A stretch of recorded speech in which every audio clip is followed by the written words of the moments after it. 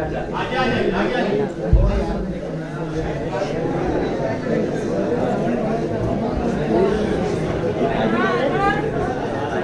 رحمۃ اللہ وبرکاتہ۔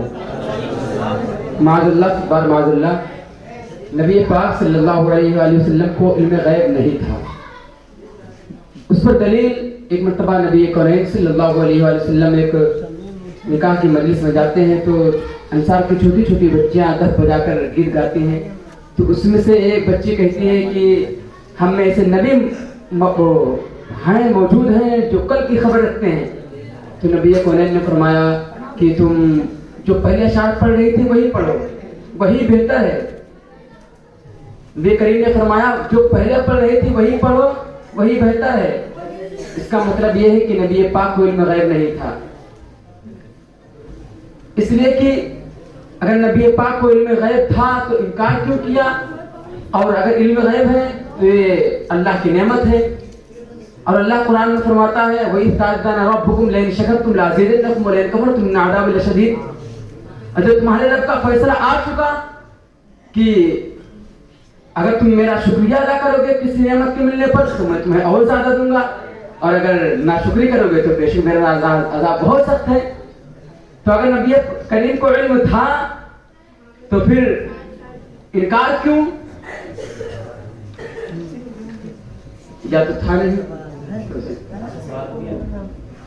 بھائی صاحب نے سوال یہ کیا ہے کہ انصار کی بچیاں دف بجا کر کے گیت گا رہی تھیں، اور اس گیت میں اس بچی نے یہ شعر پڑھا کہ ہم میں ایک ایسے نبی ہیں کہ جو کل کی باتیں جانتے ہیں، تو حضور نے کہا کہ اسے نہ پڑھو، اسے نہ پڑھو۔ تو اگر حضور کو علم غیب تھا تو حضور نے کیوں اس کو روک دیا؟ معلوم ہوا حضور کو علم غیب نہیں، اور علم غیب تو اللہ کی نعمت ہے، تو حضور کو تو اس پر اللہ کا شکر ادا کرنا چاہیے، وہ ایسے شعر پڑھ رہی تھی۔ یہی تو آپ کہنا چاہتے ہیں؟ انہوں نے سوال یہ کیا، اب میں ان کا جواب یہ ان سے ایک سوال کرنا چاہتا ہوں، یہ بتائیے کہ جو انصار کی بچیاں شعر پڑھ رہی تھیں اور وہ شعر صاحب مشکات نے اپنی مشکات میں نقل کیا ہے وَفِينَا نَبِيٌّ يَعْلَمُ مَا فِي غَدٍ، کہ ہم میں ایک ایسے نبی ہیں جو کل ہونے والی بات کو جانتے ہیں۔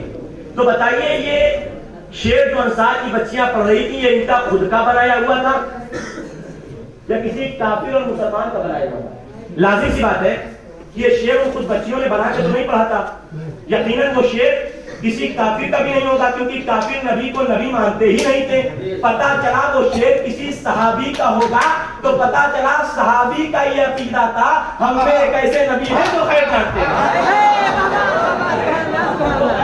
اب صحابی کا عقیدہ میں پہلے پورا جواب مکمل کر دوں، آپ کے اس سوال پر بھی سوال کو میں سنوں گا، اور اس سوال پر ہونے والے سوال کا جواب میں آپ کو دوں گا۔ ہاں ٹھیک ہے، پوری بات سنیے۔ اب انہوں نے یہ کہا کہ اللہ کے نبی نے روک کیوں دیا اس شعر کو پڑھنے سے؟ تو دیکھیے اس شعر کو بنانے والا کوئی صحابی ہوگا، اور صحابی نے یہ بات کہی کہ اللہ کے نبی غیب کل ہونے والی بات کو جانتے ہیں، تو لازم سی بات ہے کسی کی ہمت نہیں ہوگی کہ صحابی کو کہہ دے ارے ایسا شعر کہہ دیا وہ تو مشرک ہو گئے، وہ تو کافر ہو گئے۔ نہیں، اب حضور نے روکا کیوں؟ ایک بات بتاؤ، ہم یہاں کھڑے ہیں اتنی دیر سے تقریر کری تھے، ابھی ہمارا ہی کوئی آدمی، ہمارا ہی کوئی شاگرد کھڑا ہو اور پھر مفتی صاحب علامہ ہیں، مفتی صاحب فہامہ ہیں، مفتی صاحب محقق ہیں، مفتی صاحب مدبر ہیں، مفتی صاحب محدث ہیں، تو یار ایک شریف آدمی کے سامنے ہمارا ہی کوئی آدمی کھڑے ہو کر کے جب تعریف کرے گا اور ہم چپ چاپ سنتے رہیں گے تو وہ سامنے والا آدمی جو باہر کا ہے کہتے لگتے کچھ سیٹنگ ہو گئی ہے بیٹا، جب ہم تقریر میں تو تم کھڑے ہو جاؤ تو ہم بھی تعریف کریں۔ تو ایک شریف آدمی جس کو کچھ عقل و شعور ہے وہ اپنے سامنے اپنے منہ پر اپنی تعریف کو پسند نہیں کرے گا۔ حضور علیہ الصلوۃ والتسلیم نے شعر میں جو منع فرمایا تھا اے بچیوں تمہیں یہ شعر نہیں پڑھنا ہے، تو اس کی وجہ یہ تھی کہ حضور اپنے منہ پر اپنی تعریف عاجزی اور انکساری کے طور پر پسند نہیں فرما رہے تھے، کسی بنیاد پر منع فرما دیا۔ اس کا ایک جواب اچھا ہم وہابی تو ہیں الحمدللہ سنی ہیں اور صحابی کے ماننے والے ہیں، تو آؤ ذرا اس کا جواب ہم اپنے سلف صالحین کے عقیدے کے مطابق اس کا کیا جواب ہے۔